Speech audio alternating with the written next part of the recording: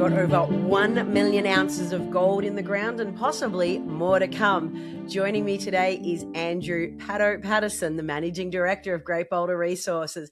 Andrew, it's been far too long between interviews. How are you? It has been a while. Yeah, I'm really good, so great to chat. Great to see you again.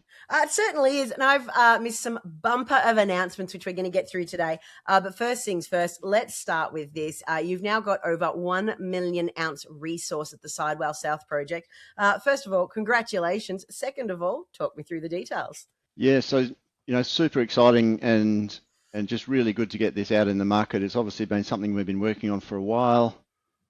Even probably 3 years ago, we first stood up in public and said we think we're going to find 1 million ounces at Sidewell. And then we came back a year later and we had 500,000.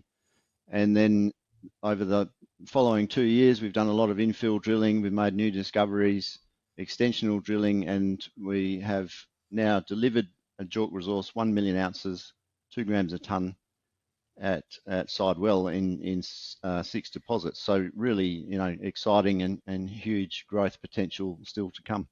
Well, let's talk on that because in the time since we've spoken, there's been some spectacular grades coming through. Are any of these grades factored into today's resource? And if not, what's this potential upside looking like? Yeah, that's a great question. And the short answer is no. So by and large, depending on timing, but most of the resources were cut off for all drilling completed by the end of September. Now, having said that, we did squeeze in a few extra holes at Eaglehawk and Flagpole because they were the last 2 resources in the pipeline, so we had a bit more time with them. But for example, the 105 metre intersection at Eaglehawk, 105 metres at 2.41 grams a tonne, that's not in this resource. We didn't have enough information around that hole to validate the orientation there.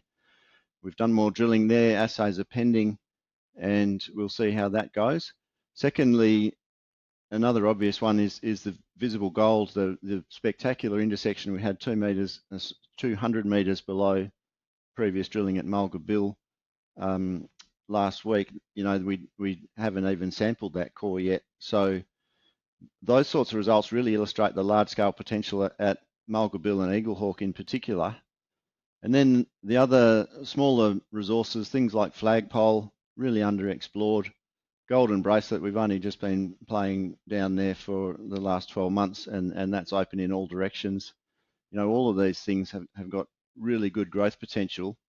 And then another thing that we're getting excited about now is that we're pretty close to testing new targets to the south that we've not even drilled yet. So that growth profile that we've talked about, that aspirational target of going from 1 million to 1.5 million, that's looking really, really good. So here is a brutally unfair question after you've just delivered a 7-figure ounce gold resource. Mate, what's next? What's your next trick? You're pulling out amazing results that haven't even been factored into this resource. How do you get to that 1.5 million ounces? Yeah, look, I mean, what's next is continuing this two-pronged attack. So on the one hand, I suppose fair to say 95% of our activity is based around continuing the organic growth path, testing new targets, growing the ones we already have. Then the other sort of 5 to 10% of activity is based around development. So really pushing the mining agreement as hard as we can in the new year. So there's a couple of pinch points there that we're aiming to meet fairly quickly and get traction on that. That will allow us to progress Ironbark towards development as we've always discussed. And then lodging new mining leases over applications over Mulga Bill, Eaglehawk, Saltbush for starters, because those 3 are now mature enough that we know spatially where the leases are going to go. And we'll then introduce that to the mining agreement discussion as well as an illustration of the bigger picture that we want to be talking about with the traditional owners. So pushing all of that, 3 rigs on the ground right now up until probably Sunday. We'll bring all the guys back from the field for a well-earned break, give them 2 or 3 weeks off and start drilling again in January. And we're continuing to look for opportunities to bring in a 4th rig and really hit the ground even harder from January. So yeah, really, really busy and testing all of these theories we have about short-term growth, medium-term growth, and then the longer-term opportunity, which is what we've always been heading towards is this kind of 10-year mine life type concept. Listen, there's some pretty spicy weather conditions out at Sidewell South in the middle of January, so you must have a pretty tough crew out there. Listen, Andrew, congratulations. You came and said you were going to do this, and it sounds like you're pushing for even more. I look forward to future updates, but I demand that we catch up more often next year. That'd be good for me. I appreciate that. Thanks very much.